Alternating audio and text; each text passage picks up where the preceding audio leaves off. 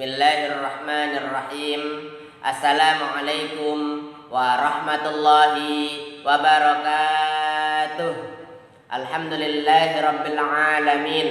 Hamdan wa syukranillah. Segala puji bagi Allah Subhanahu wa taala. Pada kesempatan hari ini, atas nikmat karunia-Nya, kita semua kembali dipertemukan dalam pembelajaran pendidikan agama Islam. Salawat beserta salam mudah-mudahan terlimpah curahkan kepada Nabi kita, Nabi Muhammad Sallallahu Alaihi Wasallam. Sabahul khair, kaifa halukum? Syukran. Bagaimana kabar kelas 5 yang solih dan solihah? Mudah-mudahan sehat selalu ya. Mudah-mudahan kita semua senantiasa berada dalam lindungan Allah Subhanahu wa taala. Amin. Kelas 5 yang solih dan solihah, pada pertemuan hari ini kita akan membahas tentang Perang Badar. Sebelum kita membahas tentang Perang Badar, mari kita buka kegiatan pembelajaran ini dengan bersama-sama membaca doa. Bismillahirrahmanirrahim. Rabbi zidni ilman warzuqni fahman. Rabbi syrah li sadri wa yassir li amri wahlul 'uqdatam min lisani yafqahu qawli. Amin.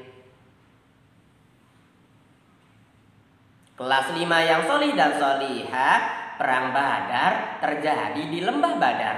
Badar merupakan sebuah lembah yang terletak di antara Makkah dan Madinah. Perang Badar adalah pertempuran besar pertama antara umat Islam melawan kaum kafir Quraisy.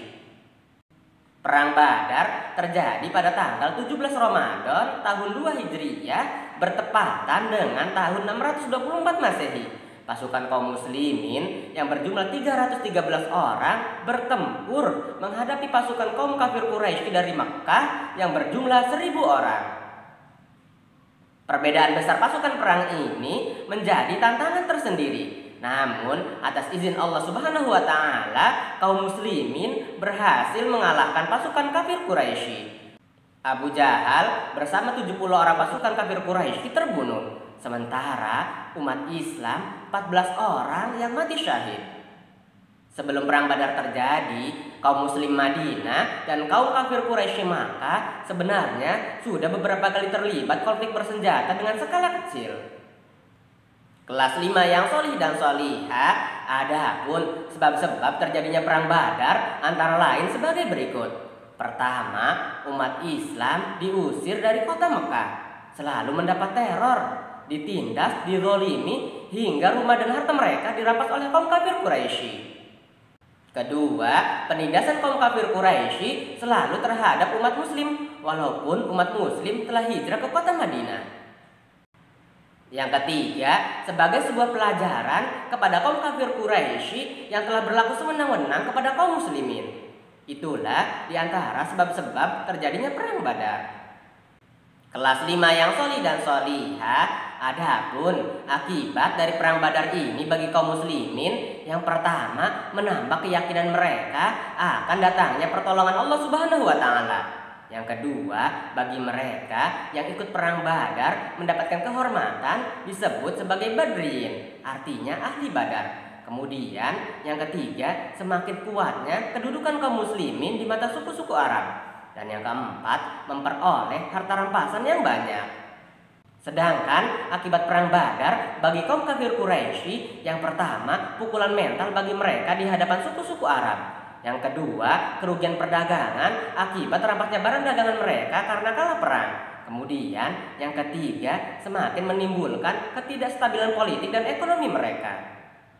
Demikian pembahasan singkat tentang Perang Badar. Kemenangan yang diperoleh kaum muslimin berkat strategi yang dibuat oleh Rasulullah beserta kaum muslimin, dan tentunya atas pertolongan Allah Subhanahu wa taala.